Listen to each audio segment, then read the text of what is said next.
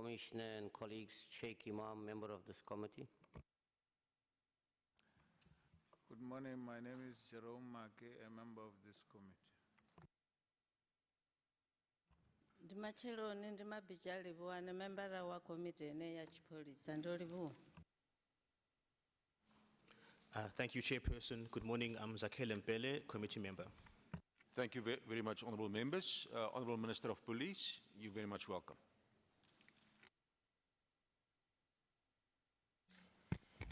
Thanks very much, Chairperson, honourable members of Portfolio Committee, the guests and the media. I will request Wameni, man. I don't know if you want to know who is there from this army when it's brought here. But it's good. I'm sure they'll go quick so that you begin to link the face with the names. General Stoller, just moving quick. Stop all other titles. Just you are National Commissioner, and then they go. Thanks, Honorable Minister, Honorable Chair, Honorable members. Our delegation is as follows. They'll just show as we continue. Of course, I am the National Commissioner. Lieutenant General Libya, the National Head of DPCI, is here. Then Lieutenant General F.N. Vuma, the Deputy National Commissioner, Asset and Legal. Then Lieutenant General P.C. Ngwenya, Deputy National Head, HRM. Lieutenant General S.J.P. Skete, Deputy National Commissioner, Management Intervention. Lieutenant General S.F. Masemola, Deputy National Commissioner, Policing. Lieutenant General L.E. Njinga, Provincial Commissioner, Eastern Cape. Lieutenant General M.D. Sembe, Provincial Commissioner, Free State. Lieutenant General N.S. Mkwanazi, Acting Provincial Commissioner, KZN. Lieutenant General N.J. Lidwaba, Provincial Commissioner, Limpopo. Lieutenant General P.M. Zuma, Provincial Commissioner, Mpumalanga. Lieutenant General B.B. Matsonyane, Provincial Commissioner, Northwest. Lieutenant General R.P. Chivuri, Provincial Commissioner, Northern Cape. Lieutenant General K.E. Jula, Provincial Commissioner, Western Cape. Lieutenant General S. Jafta, Acting Divisional Commissioner, Visual Policing. Lieutenant General T.C. Musigili, Divisional Commissioner, Detective Services. Lieutenant General Advocate M.D. Magadlela, Divisional Commissioner, Forensic. Lieutenant General P.A. Jacobs, Divisional Commissioner, Crime Intelligence. Major General Motsipi, Provincial Commissioner, Gauteng, is acting. Major General Z.M. Kwanazi, Acting Divisional Commissioner, Operation and Response. Major General T.N. Sikukuni, Head Crime Registrar. Major General L. Singh, Head Executive Support Officer of the National Commissioner. Brigadier S.A. Pillay, Acting Component Head Strategic Management. Brigadier V.S. Naidu, National Commissioner Spokesperson. Brigadier L.S. Malatela, Section Head Executive Secretariat, Office of the National Commissioner. And the last one is Colonel K.B. Stein, Parliamentary Liaison Strategic Management. Thank you, Honorable Minister. Chairperson, we have in the Office of the Minister, Advocate Kamane. And then we have Advocate Lieutenant General, former DA MP, and the Special Advisor to the Minister of Police, Leonard Max. And we have our spokesperson and the Office of the Minister, Ms. Serrero. And we have our link with the Parliament and Cabinet, Vuyo. And we have more people coming from the Office of the Ministry. If they all just rise and say we are from the office. Thank you. Now we'll take it back to you. Thanks. Thank Thank you very much, Minister, for the introduction of the team. Maybe members, just in terms of our time span for this morning, we will give an opportunity about 45 minutes to SAPS to go through the relevant presentation. We will then give members 2 or 3 questions. Of course, the Minister will have a press conference just after this event. So we will try to ensure that we, time-wise, work effectively. There's also a sitting in the House, so we will have to balance all those factors. Without further ado, we'll give over to the Minister and the National Commissioner for the briefing and comments. Thank you. Chairperson, after this one, I would love to meet the committee, maybe through you, to find our way going forward. How are we going to do this exercise? While we highly appreciate to brief the committee and how to do it is too much mixed masala between now, press briefing and all that. But for this one, this has happened, but I would like us to sit down and find the way going forward. That's that. I'm not going to talk too much, Chairperson. The crime stats this financial year, 2017-18, is nothing to write home about. Absolutely nothing to write home about. They'll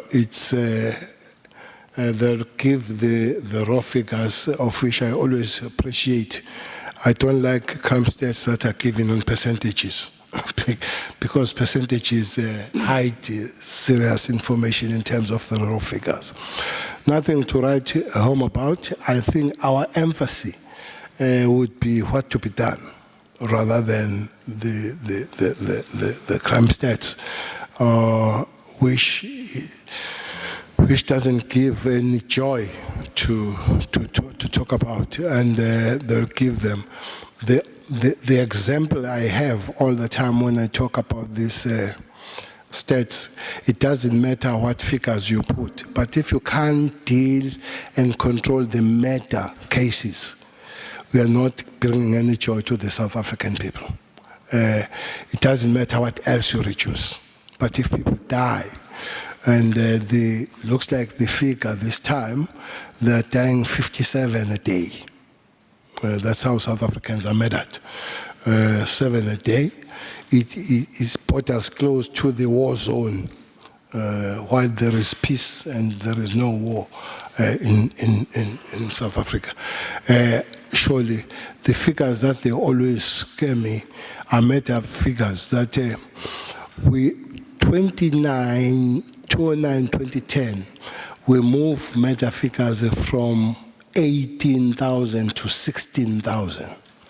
There was no 17. The historical trend is that we are going down on thousands. It would be 20, 19, 18, 16. But in 2010, 2010, we moved straight from 18 to 16. And 2010, 2011, we moved, I think, to 15,000. And we sustained that 2011, 2012. From 2012, 2013, we took off. And here we are today on 20,000 people. Somebody has calculated it, that if we had kept the trend, we would be talking about 9,000 people murdered. But we're talking about 20,000. So those are figures that I always measure. And I immediately say the South African Police Service dropped the ball. We literally dropped the ball for such figures to happen. But let me allow to get those figures to the members. I want to put it here, Chairperson, Honourable Portfolio Committee, that the answer we must give is what to be done. Because I have said to the members of the South African Police, never again that we come here to give such statistics. Either this kind of statistics or worse than this, it cannot be. that South Africans are put under such stress and such fear and such murder. Thanks, Chair. Thank you, Honourable Minister. National Commissioner, General Sitoli, welcome. Thanks very much, Honourable Chair, Honourable Minister. With your permission, Chair, I am going to introduce Major General Sikukuni to take the committee through the state's presentation. Thank you, General.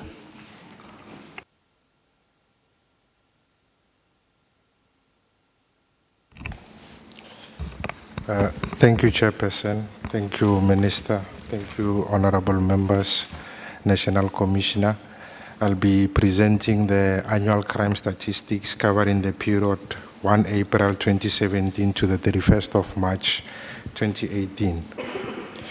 The table of contents, I think, Chairperson, with your permission, can we skip the introductory slides and then go to the broad categories, because I think that's where more of the information is sitting. What we'd like to report on in this current financial period is that in the current financial year, that is 2017-18, that is slide 6 on the big presentation. In the current financial year, the South African Police Service recorded 2,096,781 counts of serious crimes, 1,662,815 were counts of the 17 community reported crimes, and 433,966 were crimes dependent on police action. The current 1,662,815 counts of the 17 community reported serious crimes, they are 70. General, maybe just the microphone, if you just can adjust that, you speak into it, you know, there's apparently sound issues. Thank you.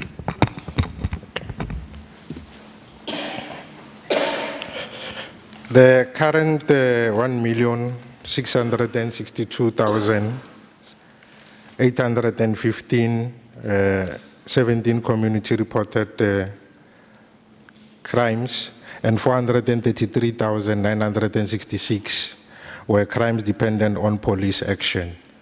Now, when you compare this current figure of 1,662,815, they are 76,165 counts lesser than the previous financial year's 17 community reported crimes.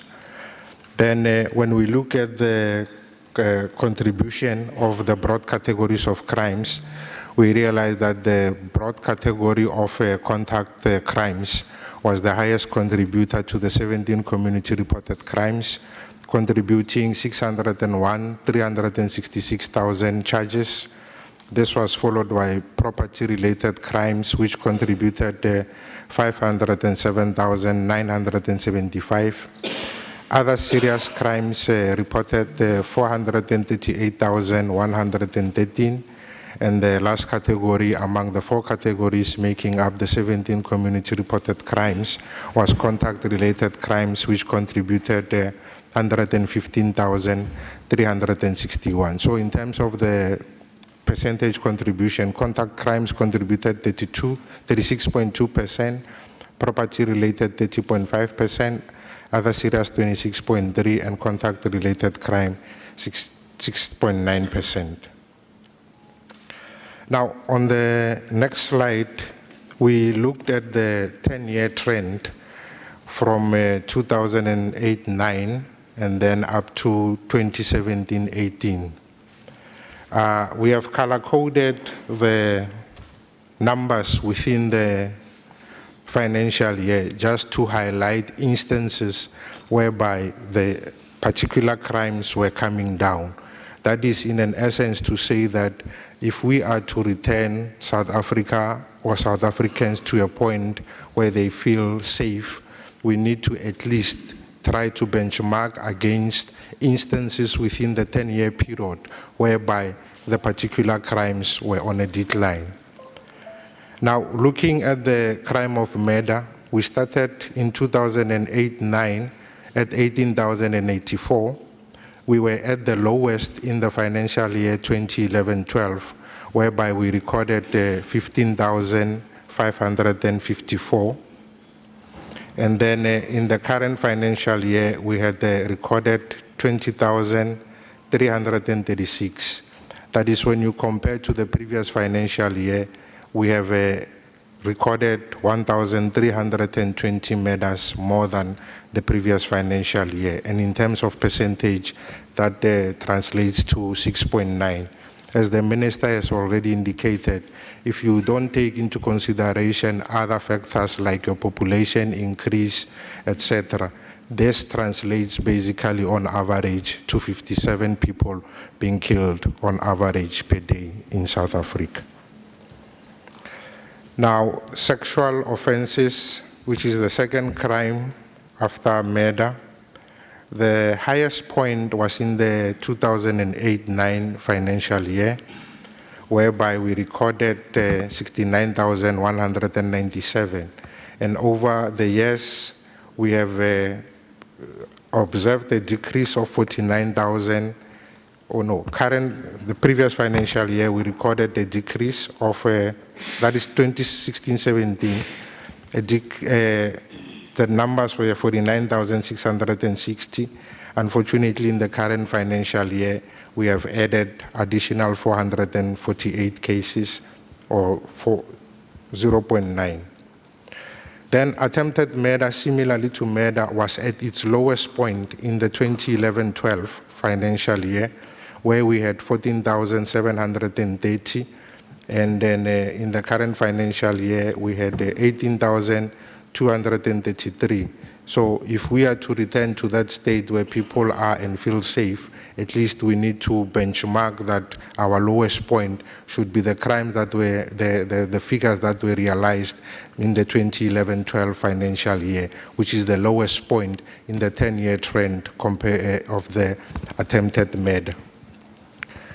Assault GBH, in 2008-9, we recorded 202,328 counts. That was the highest number in terms of assault GBH over the 10-year trend. And then we are now sitting at the lowest in terms of that particular crime. And then the reduction is 3,264 charges, or 1.9% decrease. Common assault, the highest point was in 2009-10, and currently we are sitting at the lowest of 156,243, or 207 cases less. That is a 0.1% decrease. Then robbery with aggravating circumstances was also at its lowest in the 2011-12 financial year. Then we increased in the financial year 2016-17, where it was at its highest with 140,956. And then we have realized a decrease in the current financial year compared to the previous financial year. That is, we have reduced this crime by 2,592 counts, or 1.9% less. Overall, when one looks at the broad category of contact crimes, we have increased in terms of 3 crimes. That is your murder, sexual offences, and attempted murder. The other 4 of the 7 categories have gone down. That is your assault GBH, assault common robbery, and robbery with aggravating circumstances. And then overall, the broad category of the contact crimes have decreased by 1.1%. Now, when you further break down the robbery aggravating circumstances into its component crimes like carjacking, robbery residential, again, these crimes were also at their lowest in the 2011-12 financial year, whereby carjacking we recorded 9,417, and then in 2016-17 was the highest peak, which was 16,107. However, we have realized a decrease of 392 counts when comparing 2016-17 to 2016-17 to 17-18. Robbery at the residential premises was also at its lowest in 2011-12. Then the highest point was in the financial year 2016-17, where we had 22,343. And then we realized the decrease of 82 cases when comparing 2016-17 to 2016-17. That is a 3.1% decrease. Robbery of cash in transit, the highest point was in 2008-9. And then we have reached the lowest point at 2014-15. Unfortunately, since 2014-15, we had 3 consecutive years whereby this crime has been increasing. In 2016-17, we had 152 cases. Current financial year, we had 238. Then we are currently case difference of 86. That is, it has increased by 56.6. Robbery, bank robbery was its highest point at 2008-9. The lowest point was in 2016-17 with 3 cases. 2017-18, this crime has increased by 10 counts. That is the difference between the 3 and the 10. Then truck hijacking, we have also been at the highest point in 2008-9. However, we have at 2011-12, we had the lowest point, which was 821. And in the current financial year, unfortunately, when we compare to the previous financial year, it has also increased. Where we seem to be achieving some results was in contact crimes, that is both your arson and malicious damage to property. They have both gone down. Arson gone down by 452 charges, malicious damage to property gone down by 4,917, and overall the category has gone down by 5,369. Robbery, property-related crimes, that includes your burglary, both residential and non-residential, theft of motor vehicle and motorcycle, theft out of and stock theft. We have realized decreases across the 4. That is your burglary at non-res, a decrease of 4,423. Burglary at residential, 18,560. Unfortunately, in stock theft, we have increased, and then this increase has been consistent for the past 3 years. And then currently, I think we are sitting at the highest point at 28,849. Now, looking at the 17 community reported crimes over a 10-year trend, they have decreased from 1,885,881 to 1,662,815. That is 76,165 counts less. Now, the 17 community reported crimes have been decreasing for 6 consecutive years, reaching the lowest point in the current financial year. That is the 76,165 that we are referring to in this instance. Now, the broad categories 2-year comparison, which I've already touched when we're looking at the 10-year trend, but this year it has just been summarized to give you a picture at a glance.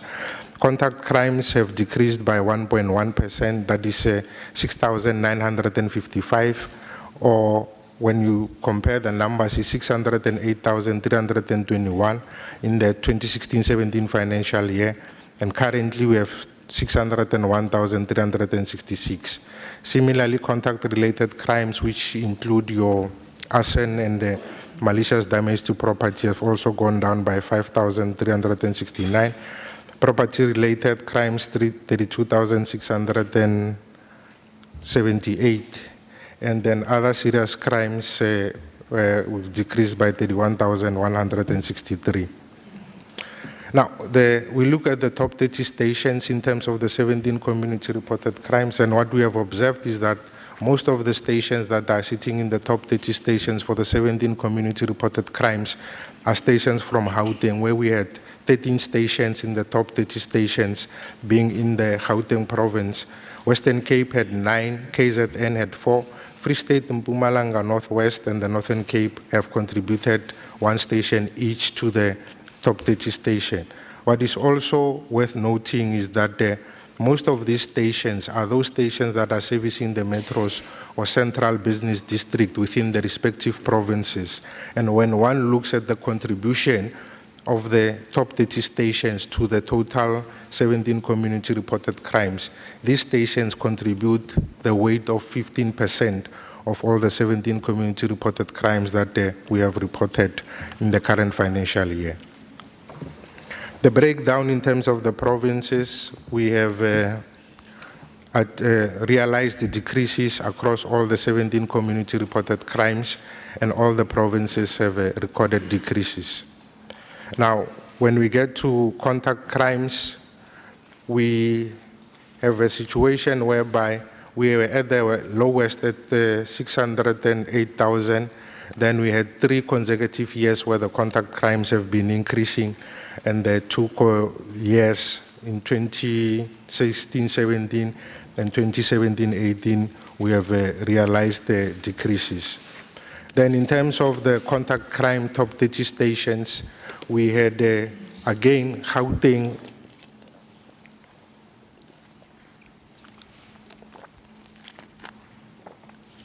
had 14 stations in the top 30 contact crimes. Then Western Cape had 9, KZN had 4 each, Eastern Cape, Free State, Northwest had 1 station each.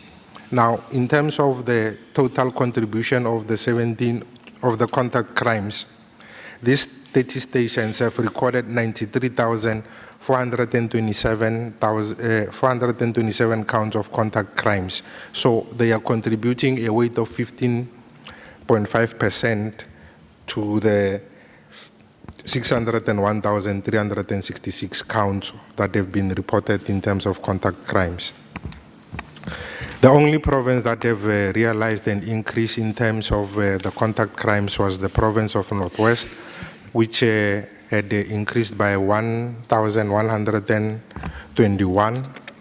And then the highest volume in reduction was realized in the Free State, where we had 2,016 charges from 37,741 to 35,725.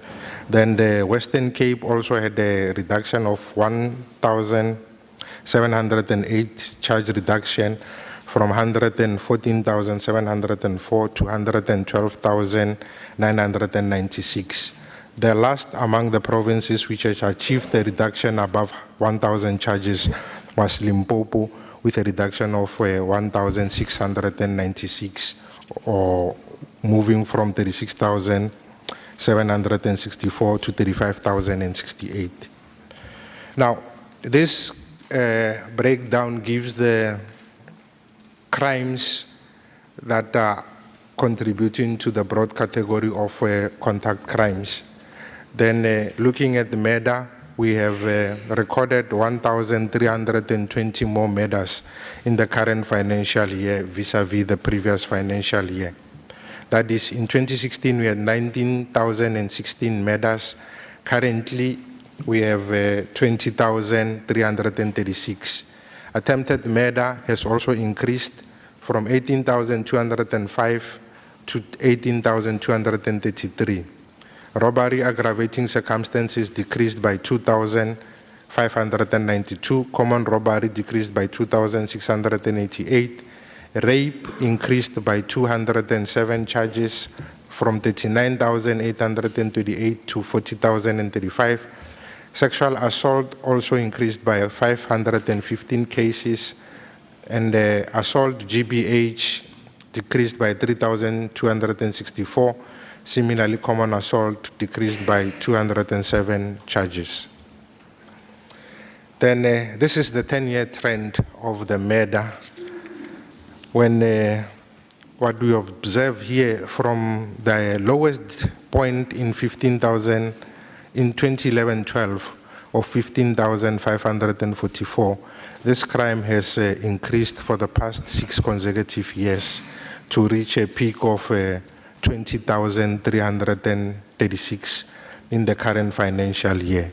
Again, the other thing that is worth noting is that in the 2008-9, 2009-10, when you look at the population ratios, we have managed to skip 3 digits in terms of population ratios. That is, we moved from 36.4 per 100,000 to 33.3 per 100,000.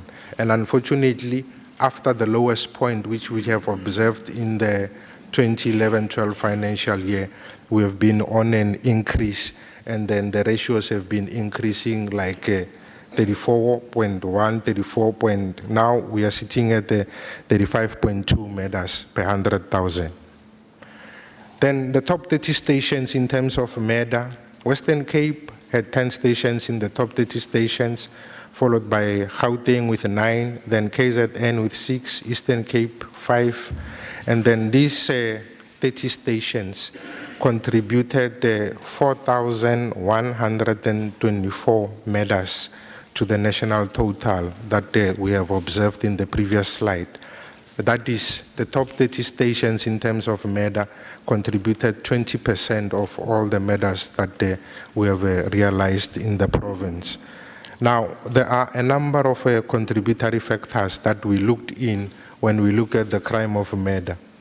This table was extracted from the BI, which indicated that these are instances where multiple victims were killed in one instance.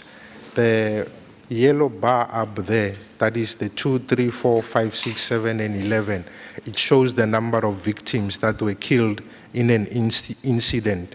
And then the rows going down, like for instance, Eastern Cape 46, it shows that 2 people were killed in 46 instances in the Eastern Cape. So it is read across like that. Now, the motives surrounding multiple murders range from incidents of group retaliation against criminal elements to terrorizing the community, such as the incident in the Marikana informal settlement in Philippi East, during which 11 people were killed in one instance in which it lasted a total of less than 30 minutes on a Friday night. And most of the deceased were killed in a shebeen, apparently in a revenge attack by a gang who had 7 of their own members killed earlier in the week. That is the 11 people that were killed in the Western Cape was in the Marikana informal settlement.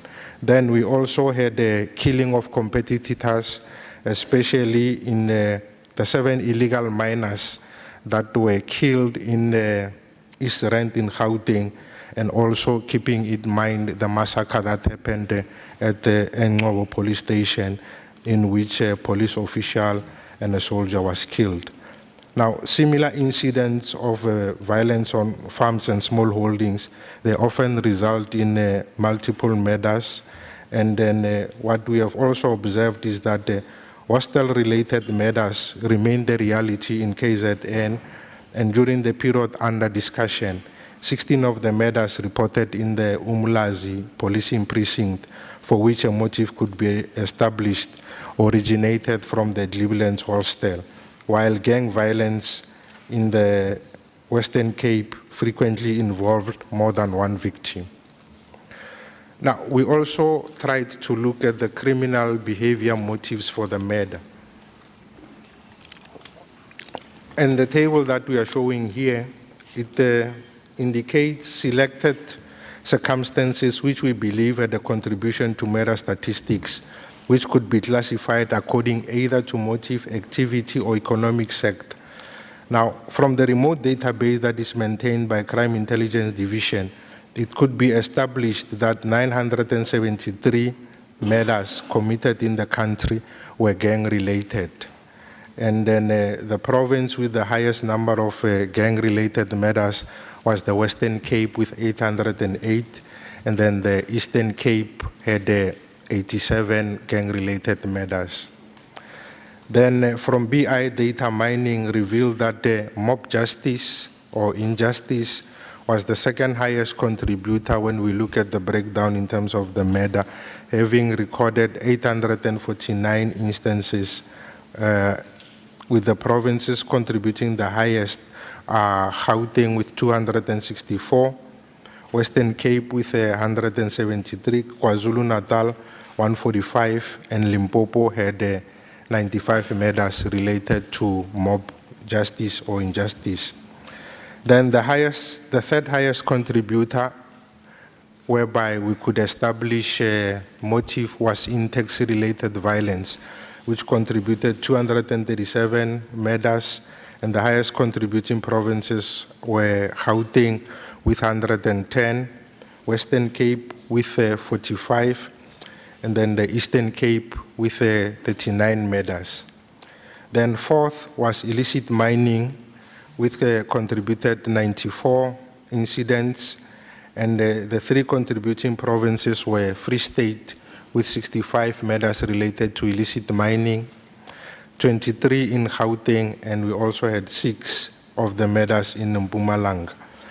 Then the fifth category was murder of police officials with 85 murders, and the highest province being Gauteng with 28 murders. However, one needs to take into consideration that in the 28, we have included 10 police officials which were killed who were based at the head office.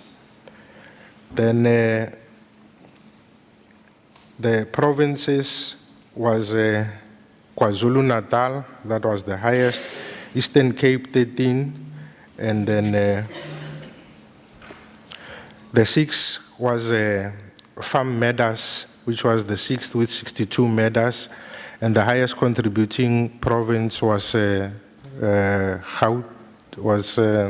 Gauteng, followed by Northwest and Limpopo with 9 cases each, then Free State and Mpumalanga with 8 murders each. Then when we look at the political related murders, these were almost exclusively based in the KwaZulu-Natal province, with 30 having occurred in that province and 2 having occurred in the Western Cape. Now, the committee needs to keep in mind that this list, together with the incidents, might not be exhaustive, as not all cases would the motive be mentioned. Furthermore, the motive in some instances can only be revealed after the arrest during an interview with the suspect. So these are the remote databases that were held by different divisions within the SAPS, from which we tried to extract the murders so that we can be in a position to contextualize what are the contributory factors to the picture that we have observed in terms of murder. Then in terms of the murder of police officials, we had 85 police officials were murdered, and these were murdered in 80 incidents.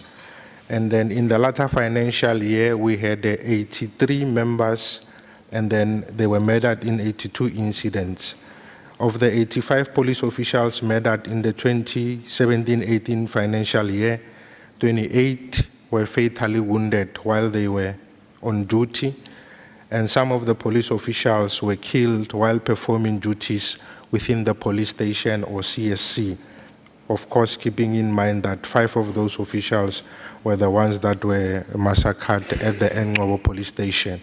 Then further, 2 members were found murdered in Koffiefontein police station, and in both incidents, firearms were robbed from the community service center. And we also need to keep in mind that the fact that police officials are attacked in the line of duty serves as a vicious reminder of the encounters that the officers are faced with on a daily basis in their quest to ensure that South Africans are and feel safe. Then we also looked at the acts of violence against persons on farms and small holdings. We contextualized the definition of these acts because we felt that there's a need to understand from the rural safety strategy what constitute or how these acts are defined. we say that acts of violence against persons on farms and small holdings refers to acts aimed at persons residing on, working on, or visiting farms and small holdings, whether with the intent to murder or commit a crime.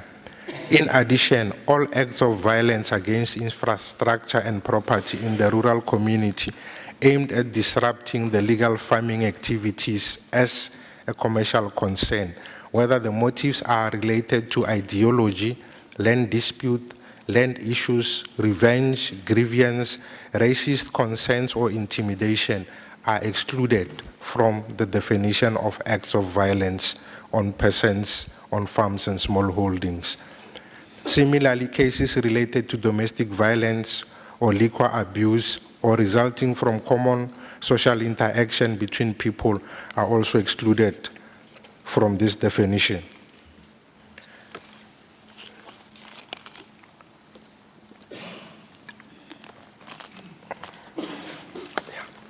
Then we had in the current, we mentioned in slide 20 that during 2017-18 financial year, 62 individuals were murdered during 58 attacks on farms and small holdings. Other crimes that were committed during these incidents of murder include 33 counts of house robbery at residential, 6 of attempted murder, 2 of rape, stock theft, and a single count of carjacking, robbery with firearm, and kidnapping. This data was reconciled with some of the databases maintained by other stakeholders in the industry, including some of the unions.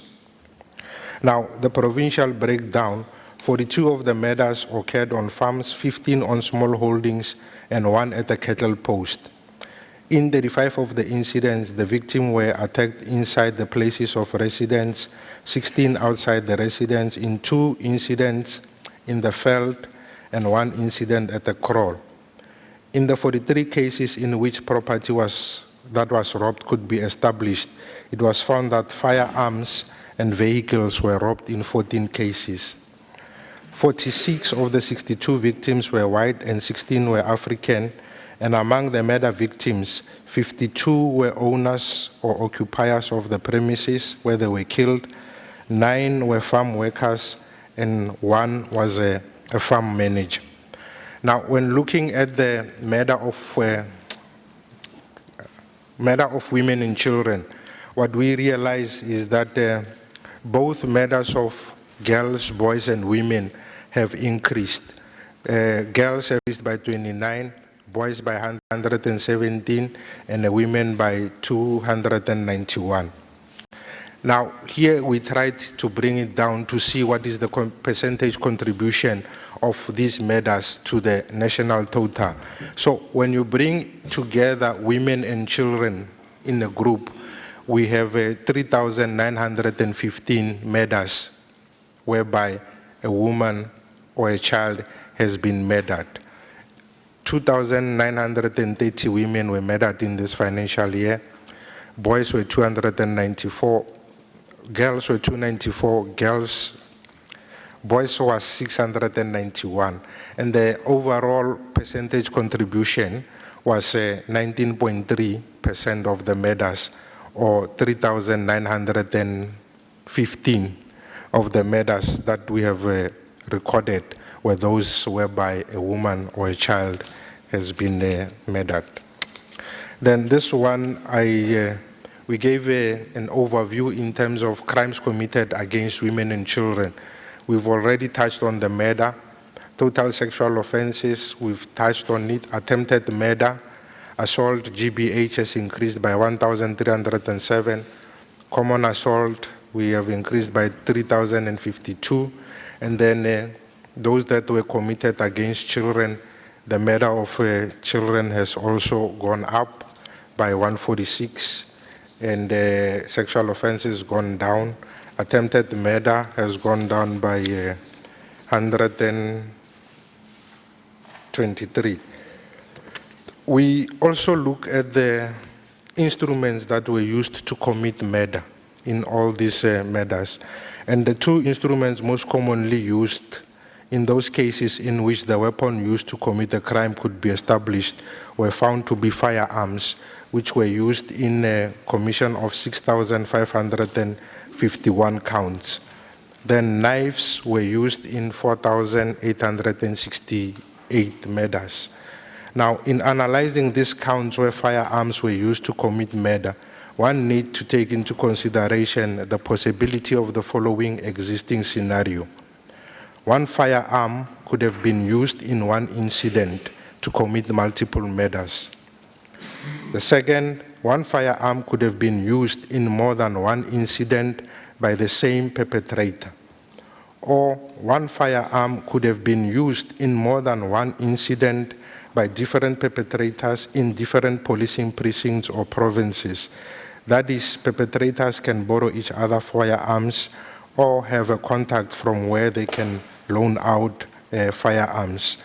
Forensic laboratory services have confirmed instances whereby one firearm have been used on average to commit around 8 times, for instance, crimes like murder or robbery, aggravating circumstances.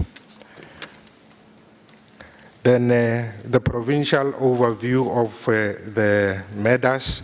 Murder has increased in have decreased in Mpumalanga and the Northern Cape, and then it has increased across all the other provinces. And among the 7 provinces that recorded increase, the highest was in the Western Cape with 401, followed by Limpopo with 98, which is a reversal from the previous instance. The consumption of alcohol and or drugs by the offender or victim prior to the crime is not always easy to establish, as such information is not necessarily recorded in the case dockets. The information mentioned in this section, we tried to identify instances whereby alcohol was used, and we came across instances whereby it was identified that either the victim or the perpetrator at the time of commission of the murder, they had consumed alcohol. And when we look at the application for licenses for legal places of selling alcohol, we have also realized an increase in the application for these types of premises. Then I think we have covered the crime of murder. If you allow me, can I just skip to some of the crimes that we felt that maybe we need to touch base on? We also looked at the instances of kidnapping, whereby we observed that there were 5,455 cases of kidnapping that were reported to the police. Then the N above there, it shows the total population size and the 10% sample that we drew to analyze the case. We observed that the majority of the kidnappings were reported in Gauteng, and then it was determined that from crime intelligence that 41 cases of instances of kidnapping for ransom were reported in the current financial year. However, from the sample, we determined that those that were for ransom were only 10. Those where kidnapping happened in the commission of other crime were 75. And then the bulk was instances where the purpose of the kidnapping was to commit a sexual offense. And in that sample, we determined that 121, the kidnapping was done with a sexual offense purpose in mind. And we also discovered that 105 incidents of rape emanated from those sexual offense related kidnappings. 2 minutes. Can I just maybe look at the instances? Of course, carjacking, we have the top 30 stations, but then I would just like to look at the instances where robbery in non-residential premises were happening. We found that in most instances, the robbery at non-residential premises was happening at convenience stores with 1079. And then spaza shops also had highest incidents with 5,771. Liquor outlets, we had 804. Schools, whereby the robbery at non-residential happened at the school, we had 378. Street hawkers, we had 60. At the police station, we had 2 instances, the Engobo one, and the other 2 were attempts. And then government buildings, 28. Fast food or restaurant outlets, we had 281.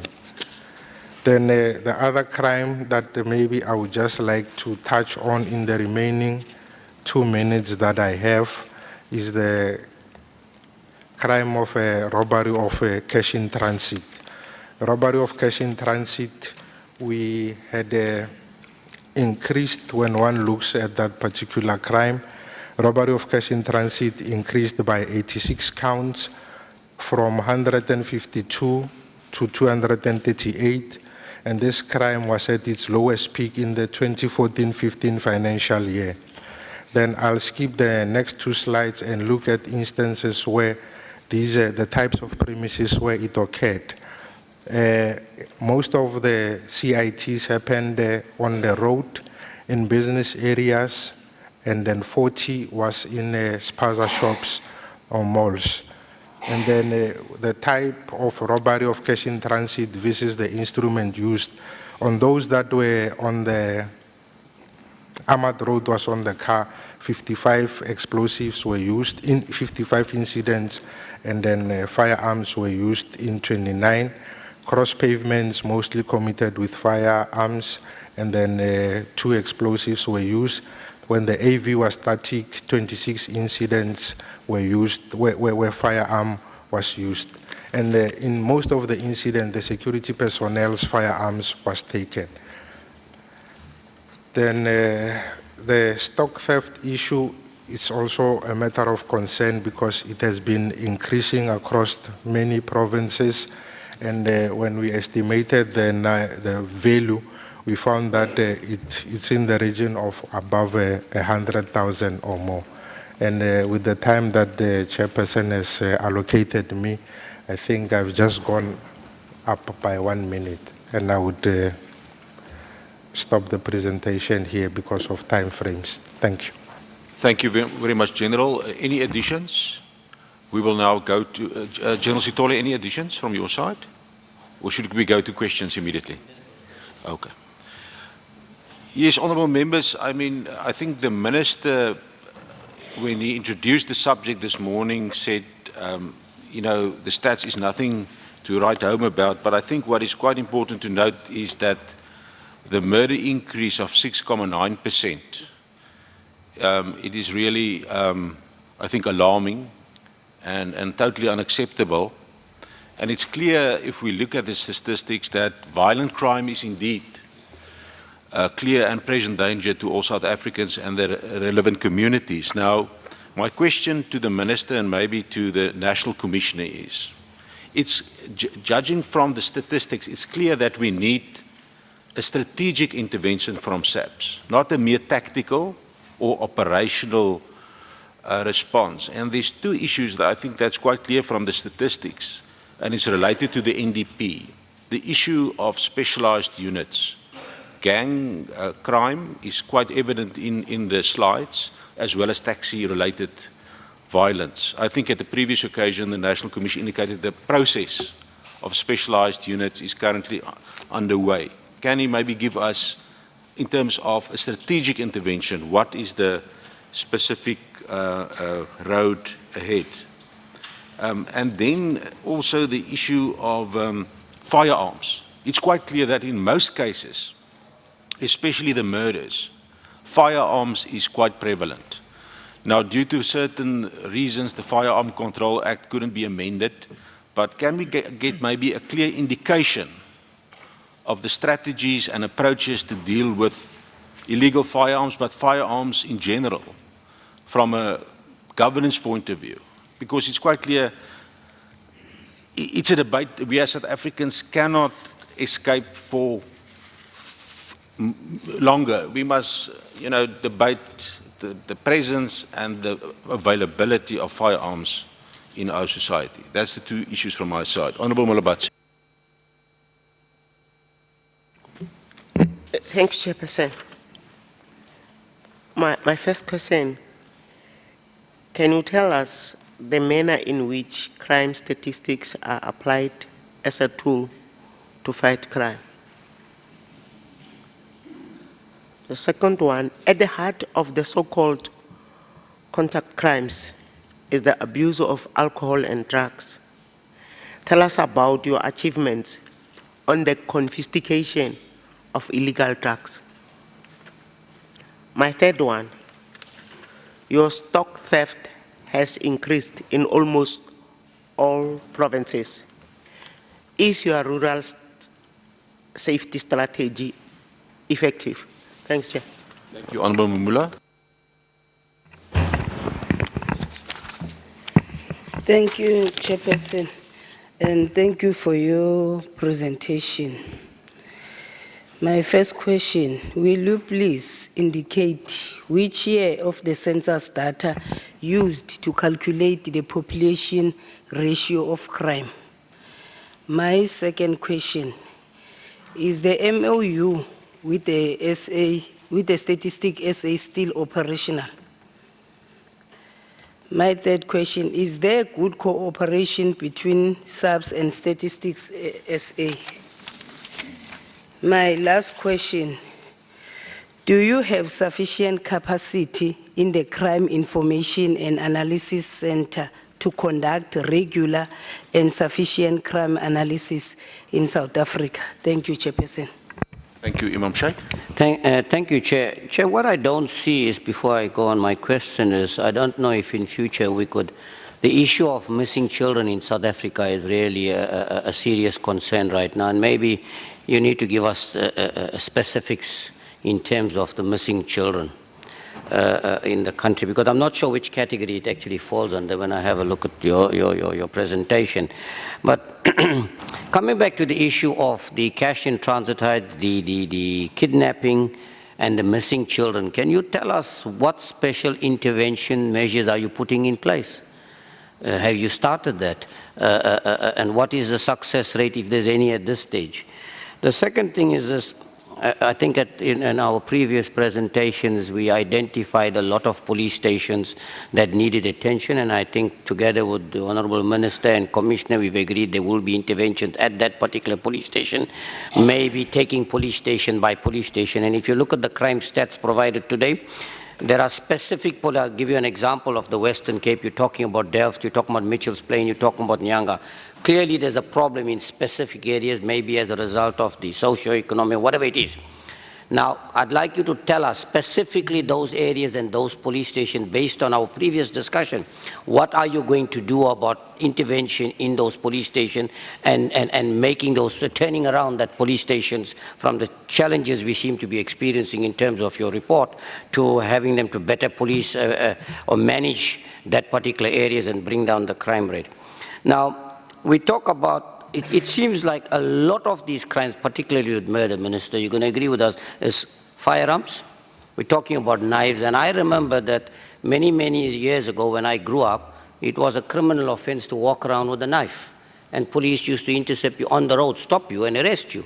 Now, it looks like firearms, knives, and alcohol are the driving force. This is what most of these criminals seem to be using. Should we not change our strategy in terms of how we're going to deal? And I know there are many of them, including myself, that's calling for it, making South Africa a gun-free South Africa. Maybe that will give police better opportunities to be able to deal with criminals, including the knives. How are we going to deal with it? And alcohol, and remember I previously said about now that alcohol might be available at the schools. So it's not going to get any better, it's going to get worse. Please tell us how you're going to intervene in terms of this. I'll stop there for now, Chair. Thank you very much, members. Honourable Marke. Thank you, Chairperson.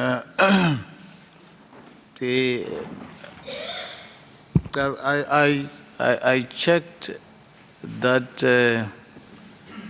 the increases I explained according to the population, meaning that it will be said in 2010, 2011, it was so many murders per 100,000 or per 10,000. That's how I understood it to be presented. But I think there's something missing there. That during all this time, the population increased, which automatically means that the number of police officers per 10,000 have decreased. And I didn't see it mentioned there. So according to me, it stands to reason that if the number of police officers decrease by 10,000, then the crime might increase. Because in 2010, 2011, it means maybe we had, let's say, 20 police per 10,000. Now it means we have 3 per 10,000. And I think that must be mentioned there, so that it makes sense to a South African citizen that now we have only 2 per 10,000. And what do you expect? Not that I justify anything, but I think it will make sense if it was explained that way. And the number of police officers keeps on going down. And I don't know what we expect. Do we expect crime to decrease as numbers of police decrease? I'm not very sure, and I would think that must be clearly stated there. One other question, the distribution of resources, especially police officers. It's not shown the top 30. How did we, nothing changed. The crime stats in terms of those police stations doesn't seem to have changed. Is the allocation of resources to those police stations, has it changed? Do we have more personnel in Inyanga? Or what happened? If we want it to change, then those statistics must go along with the resources that are allocated there. Thank you, Chairperson. Honourable Marke, Honourable Mabija. Thank you, Chairperson. Nothing as yet. Thank you very much. Honourable Kole Barnard. Thank you, Chair.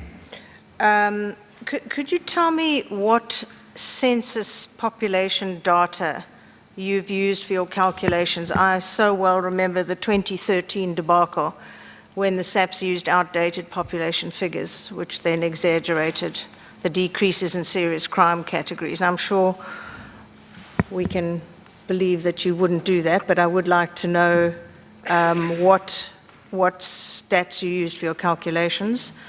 And then in the Memorandum of Understanding with Stats SA, SAPS were working with them before that for about 2 years. Unfortunately, that included the 2013 debacle, but you actually signed it in 2015. Is that still in place? And then for my third, thank you for finally putting in rural and farm murders and attacks after all our years of asking you to do so. And we had many assurances that you would, so it's the first time it's actually happened, so thank you for that. But now it's most difficult to analyze the 62 recorded murders because of the years when they were not reported. So how do we know, and how can we analyze this to understand whether or not the rural safety strategy is working or failing? I believe it's failing. I've gone to too many stations where they've done a tick box exercise, but the reality is there's one vehicle and one officer out there in a massive area. So I don't believe it's working. But do you anywhere in this document, which I've not yet had a chance to go through, obviously, reflect instances of torture?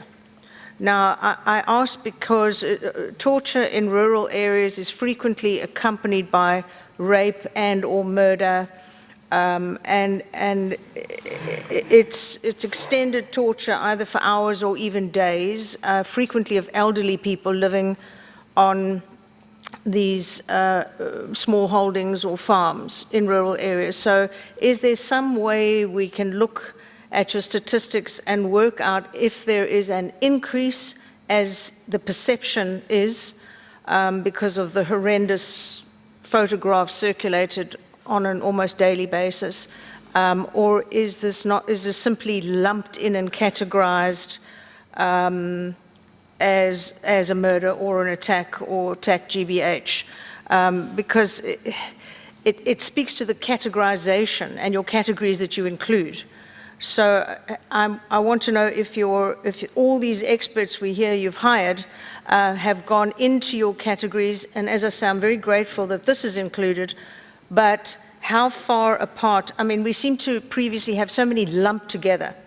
Have they spread them out to allow for believable analysis? Thank you. Honourable Colobano, Honourable Mbele. Thank you. Thank you, Chairperson, and thank you for the presentation.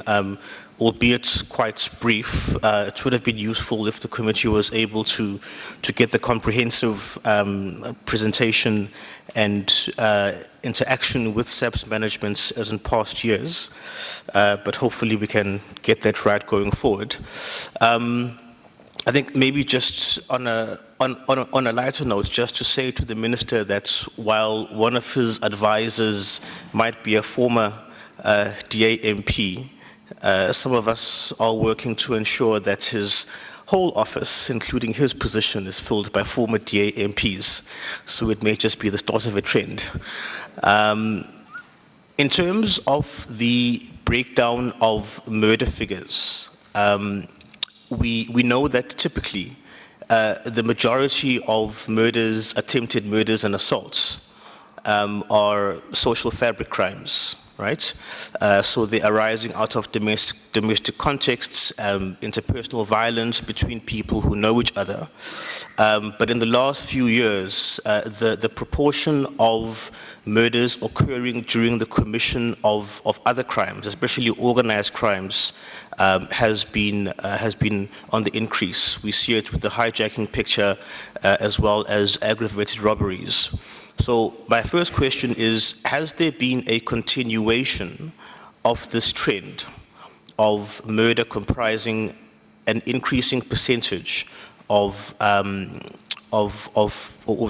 resulting from the commission of organized violent crime, which would mean that that increasing trend is more and more a function of policing failures rather than increasing social and family dysfunction. My second question, Chair, is I might have missed it. I think I heard the General make reference to murder rate per 100,000, but because I didn't see it reflected on the slide when he said it, I just need clarity as to whether we do have that murder rate per 100,000 as opposed to the raw murder figures, and if there's a trend analysis using the same baseline. I'm sorry if I missed that, but I just wanted to be clear on that. And then my third question, Chair, is that the Minister and the National Commissioner are well aware of the dilemma that they'll be facing in the short to medium term in the face of what I've called the shrinking SAPS, with declining budget baselines and reductions in the post-establishment. And obviously that doesn't bode well for fixing the understaffing, under-resourcing, under-equipping, and under-training at station level as well as in some of our specialized units, so that we can ensure adequate capacity for crime prevention patrolling, for rapid response, for investigations and all those policing functions. Added to that, we've calculated that the average budget spent in the police service has been around 9.1 million rand per VIP protected in Program 5, while the average spend per citizen is around 1,500 rand. So huge differences in magnitude of resource allocation for policing protection. And so, given these two trends or these two graph lines of increases in some of the most serious and violent murders and a decreasing in the resourcing and budgets which backs up or underpins the policing capacity, what is the Minister and the National Commissioner's plan to solve this dilemma? How do you fit that square peg into a round hole, to mix my metaphors? Because in the absence of some sort of innovative, incisive, and well-grounded in reason response, we can only see the crime picture get worse in the coming years. Thanks, Chair. Thank you. Yes, Honourable Bailey, maybe just one issue you've raised. Of course, we will in the fourth term have a full session on a finer analysis of the stats by the researcher as well as the content advisor, and of course the outside panel and Stats SA. So I can give you the assurance there will be a proper engagement. Today, it's just a release. Honourable Groenewald. Dankie, Voorzitter. Chair, I want to start by saying that I do understand that the Honourable Minister actually inherited these statistics. He only became the Minister actually after the term has been expired. I think the National Commissioner, he can account for almost 50% for the statistics. But at least we have a new management team, which I said previously that I hope that we will effectively fighting crime. What is disturbing, Chairperson, is that if you look at the murder rate, it is the 6th consecutive year that we have an increase in the murder rate in South Africa. If you calculated it over those 6 years, it's a 30.5% increase. And if you look at the per 100,000 of the population, we are now at 35.1 per 100,000, where the world average is about 7 per 100,000. So that gives us an indication.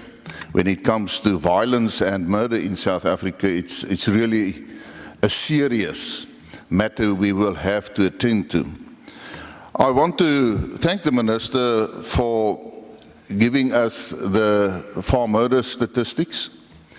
I would just want the General gave an analysis of how many owners, how many workers. It's not in the slides, if I heard correctly, if I can just get that again.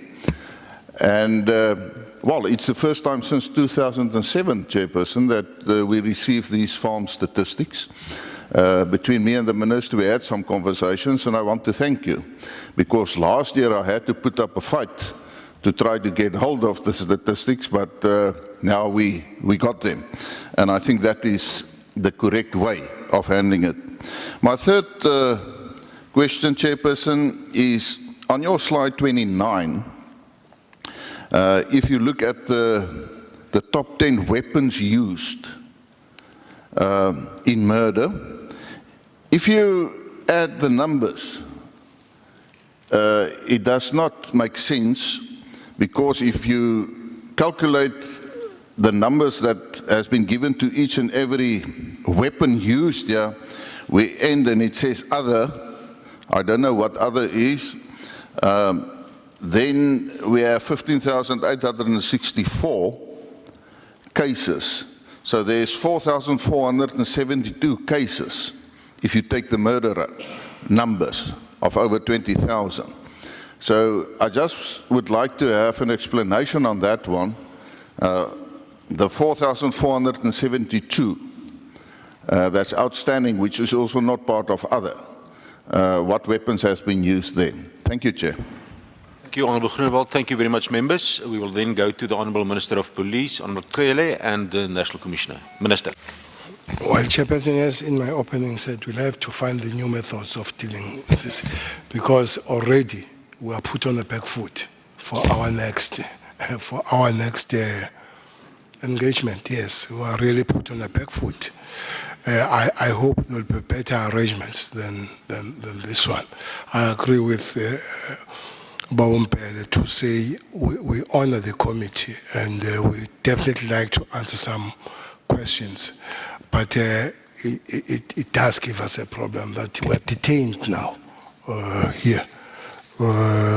But we'll respect that, but we'll ask that next time things are put in a proper perspective so that we don't detain when we have program to follow.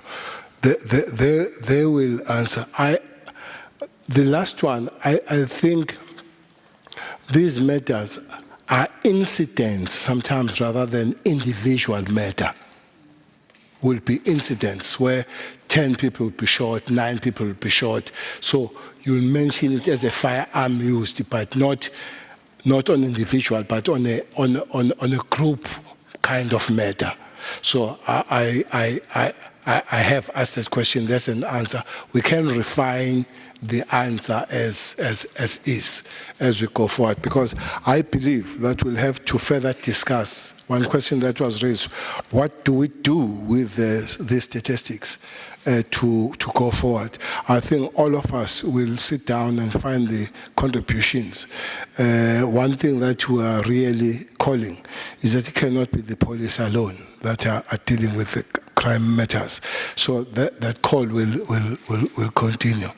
The last that I want to make is the member, Make, on the question of the mathematics you put of 100 people, according to this. I think Ms. Banat also did it. So there have been some space, I'm sure members of parliament will help me. There's been some space where nobody gave us the actual population of South Africa until early this year, where they said 57.3. There have been some 54, you'll hear that one talking about 54, you'll hear they're talking about 55, 56, 53. So you would ask and they say, we're somewhere there. But now we know that is 57.3. That's a final official number. So coming back to your question, the dwindling numbers of the police and the growing population. Let's take what the United Nations is saying. United Nations is saying a proper policing will be made in any nation by 1:220. By one police looking after 220 people. But in South Africa, the average, if I'm not mistaken, is 1:383. It's almost doubled.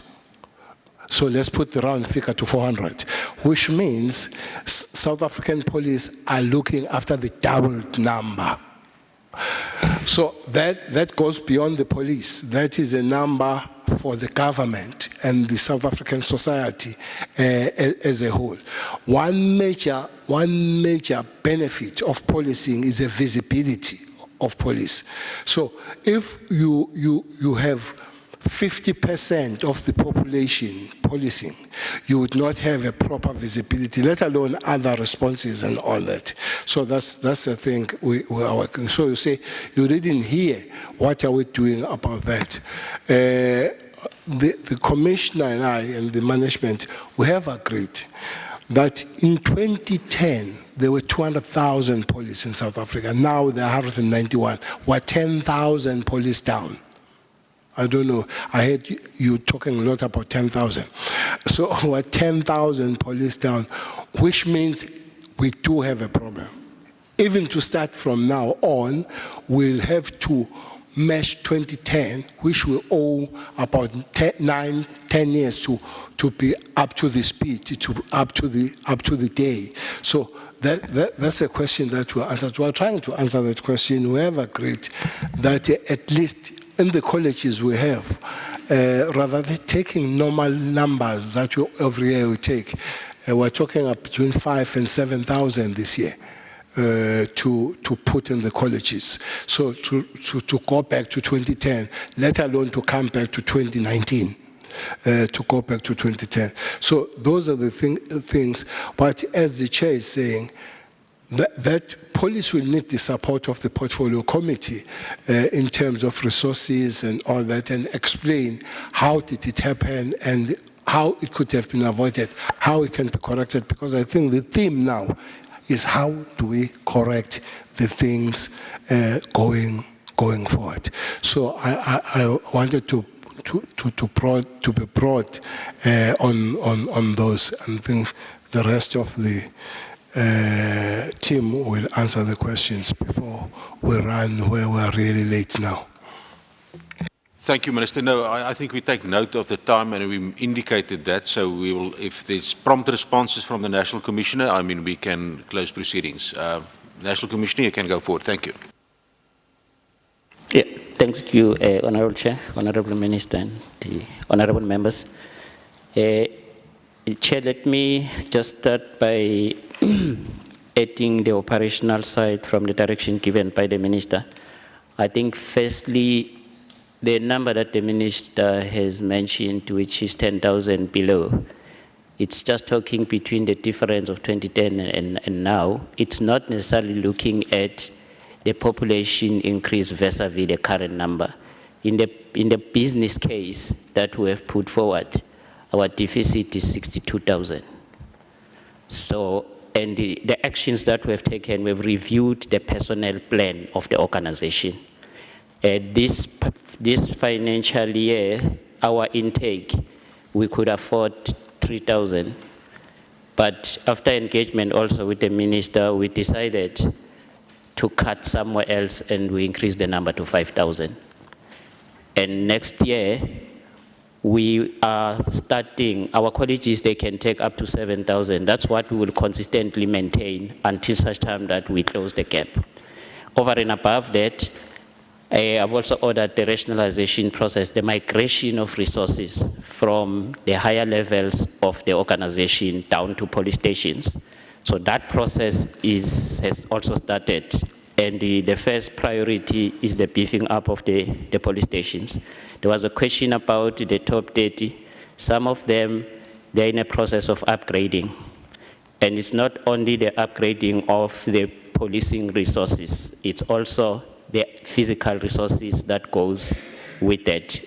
It's an exercise that we refer to as the strategic deployment of resources. So that is current, it's happening, and will be complemented by the increased numbers of the population plan. For the future, the population plan of the organization will be running concurrently with the population growth. As the population grows, the plan is also gonna grow and accommodate it. Our response, as per the crime stats, is following the stabilization and the normalization approach.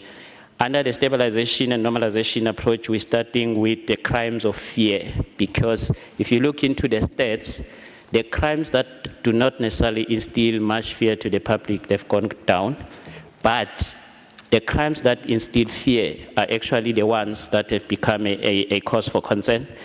Firstly, start with the question raised by the Honourable Chair. I think, Chair, the work study investigation has been completed on the specialized units. And my directive as we're starting the festive season, we need to kick off with the serious and violence crime, that is specialized unit, that should respond to both the murders, the taxi violence, and the gang-related crimes. So other specialized units are going to follow beyond, that is this particular period. And one of the things that we have also intensified, I think we are aware of the problem of the Western Cape. We have strengthened the gang combating and prevention strategy, but we have also deployed other force levels to stabilize. As we're speaking, the stabilization of the Western Cape is also in progress. The numbers of the police that has been increased, the 290 is still there, and we decided to extend on the period, and so that we are able to stabilize. So it's a beefing up of the gang combating and prevention strategy. Then on the part of training again, we decided to increase both the tactical side, which is where we came up with a declaration that the basic training changes to technical response level, that for deployment at all police stations in the country, this is starting with the next intake at basic training. So the basic training curriculum has been reviewed in order for us to be able to provide this same response. The organized crime threat analysis has been reviewed, and we operationalize the OCTA strategy. I think the minister indicated that we dropped the ball, and it also affected or impacted on the organized crime approach. We have reviewed that, it's now fully in place, and it went together with the review and the turnaround of the CI, which I think at the moment they are fully in place. But we have also escalated organized crime to transnational level. We have linked it to SAPCO, there's binational cooperation agreements, which has been strengthened. There's also regional, continental, and international cooperation agreements. They're all running within the OCTA strategy. A structured national secretariat has been put in place. Both DPCI and crime detection are actually, as we speak, providing that particular response. Then the activation plan, I think, has been common in the country. The 72-hour response has been strengthened. And I think it's one intervention that is helping us to scare the criminals, because they don't want to be intercepted before they commit the crime in progress. So this particular activation has been strengthened in such a manner that we've increased the activation database. We brought in more other forces to join hands with us, including civil society, so that we strengthen that particular activation. Then we formalized the modus operandi analysis center, because we wanted to know what is it that is new that the criminals are inventing in terms of their methods. So this center is taking off, and it will be dealing with both cyber response and as well as the deep web and dark web, that is processes, including all other modus operandi. Then we also decided to provide or to respond to criminal operations planning. I'm sure the public might have seen, if they go on an ATM, they came up with a new modus operandi to protect the crime scene. Then they would deploy 15 people with AK-47s 500 meters away from the crime scene and protect the crime scene. But we have taken out our high risk, high, medium, and low risk forces, which is the task force and the NIU. And both of those particular forces, they are there, they are standby with helicopters and everything. They can respond within a very short space of time, and we're taking them head on when it comes to that.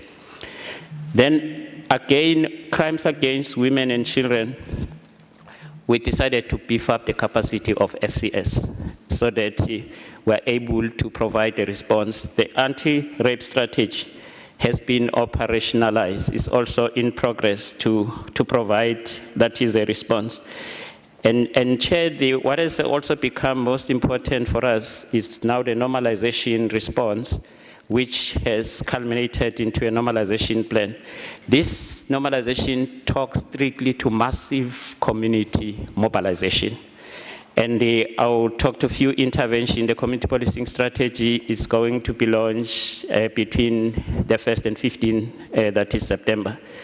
And what you will be seeing with the launch of the community policing strategy is the community in blue concept, where the neighborhood watch patrol is going to be enhanced the whole country. And it's all community patrollers. They will be properly structured and they will be linked together with the police. But we also bringing in the community that is command. Then we've also mobilized the traditional leaders under the traditional policing concept in order to help us with moral regeneration and creating safety in the rural areas and quite a lot of other areas. Then we're going to be starting again with together with the festive season, the community, the country in blue concept. We have acquired sufficient blue lights and everything, and the order is going to be between sunset and sunrise. All the vehicles must be in blue, and the patrols across the country, and that's what's going to be happening. On the mobilization of government agencies and civil society, the minister has convened the crime prevention summit. I think it's scheduled for 13 and 14, if I'm not mistaken. That is by the Secretariat. And here, we're going to be working on the national crime prevention framework, and we're going to deal with the removal of root causes of crime, working together with all other stakeholders.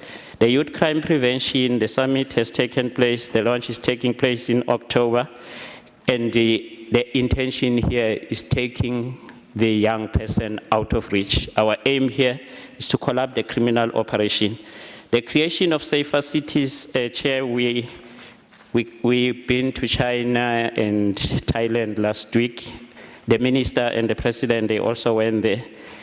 There in that particular summit, South Africa were the only country that presented a safer city strategy. It's completed already. And we are planning to have to convene a national safer city summit. We've already identified 10 of the safer city pilots in the country. I think in Gauteng, it's Johannesburg and Pretoria. In Cape Town, in Western Cape is Cape Town, and in Mpumalanga, Witbank, Northwest, I think Rustenburg. We've got the whole list, and this safer cities is also going to be talking to not only a community-based response, but a technology response. We're going to digital transformation in order to make sure that all our cities are safe. They can attract investors, and they can also talk to maybe what we can call social, that is stability. We've strengthened the partnership, Chair. SAPRIC is working with us to respond on the economic crimes. Consumer Good Council, we've been together. And I have personally introduced the illicit economy combating and prevention strategy, because one of our problems is economy, so providing a response there. Then we've got BAC working with us. We've just entered into a partnership with PSL. They are now working together with us. We're expanding all these partnerships so that we're able to provide, I think, a normalization response to these particular crimes.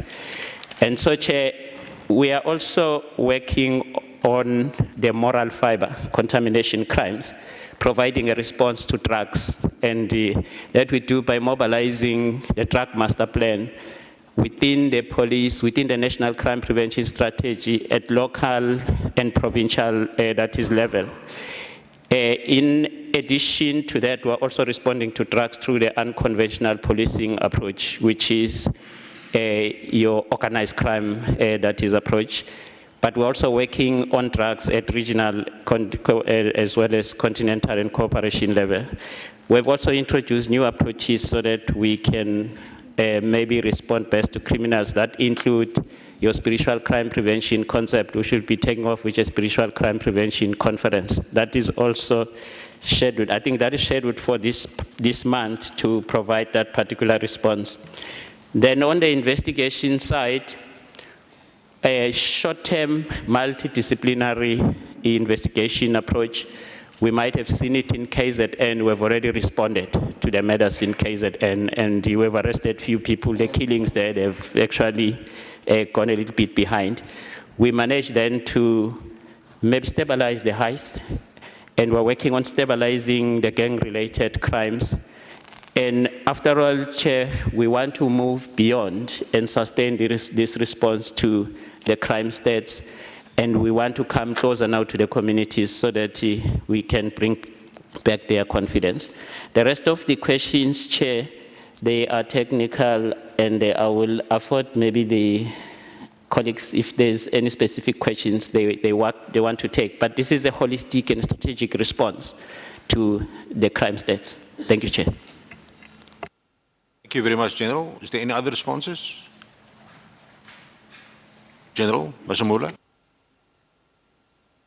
Thanks, Honorable Chair and Honorable Members.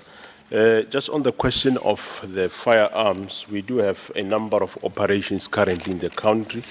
We do have Operation High Density, Operation Fiela, which is focusing countrywide, and we have specific operations targeting various areas like your 3 provinces that are affected by your rhino poaching.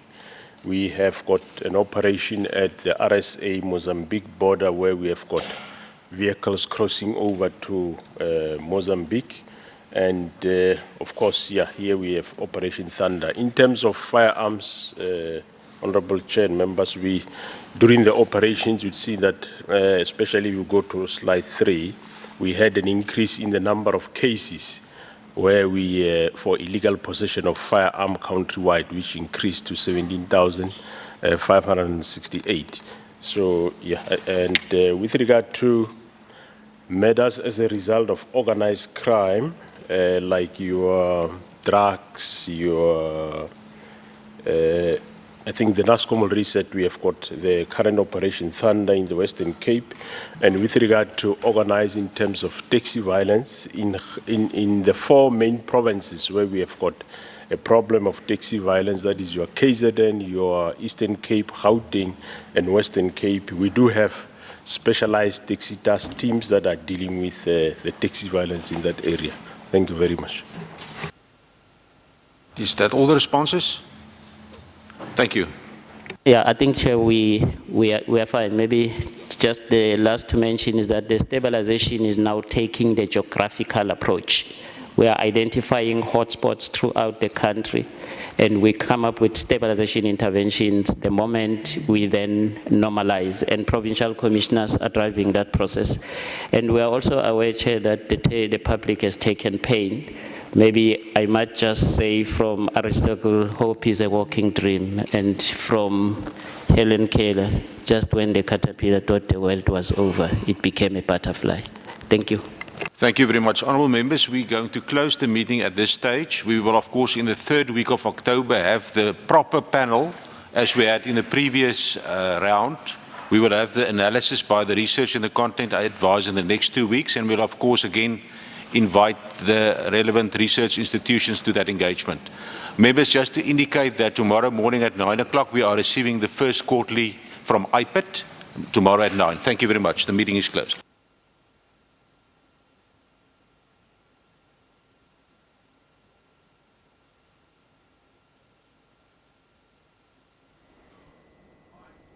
Okay, you're watching the 2017-20